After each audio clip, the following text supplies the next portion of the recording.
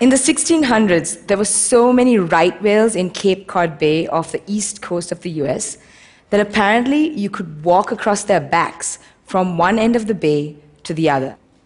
Today, they number in their hundreds, and they're endangered. Like them, many species of whales saw their numbers drastically reduced by 200 years of whaling, where they were hunted and killed for their whale meat, our oil, and whalebone. We only have whales in our waters today because of the Save the Whale movement of the 70s. It was instrumental in stopping commercial whaling and was built on the idea that if we couldn't save whales, what could we save? It was ultimately a test of our political ability to halt environmental destruction. So in the early 80s, there was a ban on commercial whaling that came into force as a result of this campaign. Whales in our waters are still low in numbers, however, because they do face a range of other human-induced threats. Unfortunately, many people still think that whale conservationists like myself do what we do only because these creatures are charismatic and beautiful. This is actually a disservice, because whales are ecosystem engineers.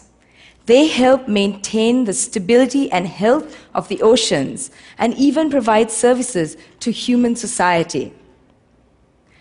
So let's talk about why saving whales is critical to the resiliency of the oceans. It boils down to two main things: whale poop and rotting carcasses.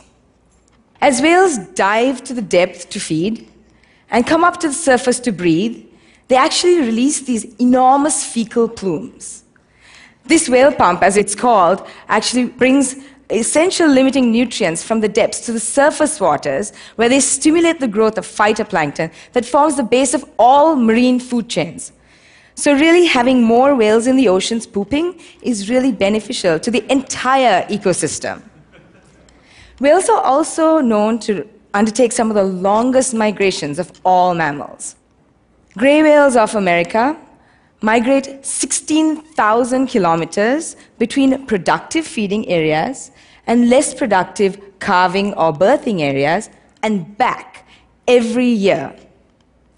As they do so, they transport fertilizer in the form of their feces from places that have it to places that need it.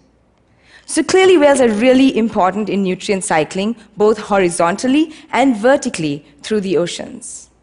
But what's really cool is that they're also really important after their death. Whale carcasses are some of the largest form of detritus to fall from the ocean's surface, and they're called whale fall.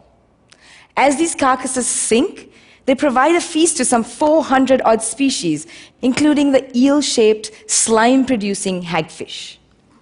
So over the 200 years of whaling, when we were busy killing and removing these carcasses from the oceans, we likely altered the rate and geographical distribution of these whale falls that were descending to deep oceans, and as a result, probably led to a number of extinctions of species that were most specialized and dependent on these carcasses for their survival. Whale carcasses are also known to transport about 190,000 tons of carbon, which is the equivalent of that produced by 80,000 cars per year from the atmosphere to the deep oceans. And the deep oceans are what we call carbon sinks, because they trap and hold excess carbon from the atmosphere and therefore help to delay global warming.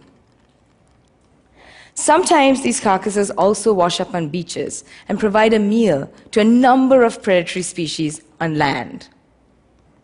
The 200 years of whaling was clearly detrimental and caused a reduction in the populations of whales between 60 to 90%. Clearly, the Save the Whale movement was instrumental in preventing commercial whaling from going on. But we need to revise this. We need to address the more modern, pressing problems that these whales face in our waters today. Amongst other things, we need to stop them from getting plowed down by container ships when they're in their feeding areas, and stop them from getting entangled in fishing nets as they float around in the ocean. We also need to learn to contextualize our conservation messages so people really understand the true ecosystem value of these creatures. So, let's save the whales again. But this time, let's not just do it for their sake. Let's also do it for ours. Thank you.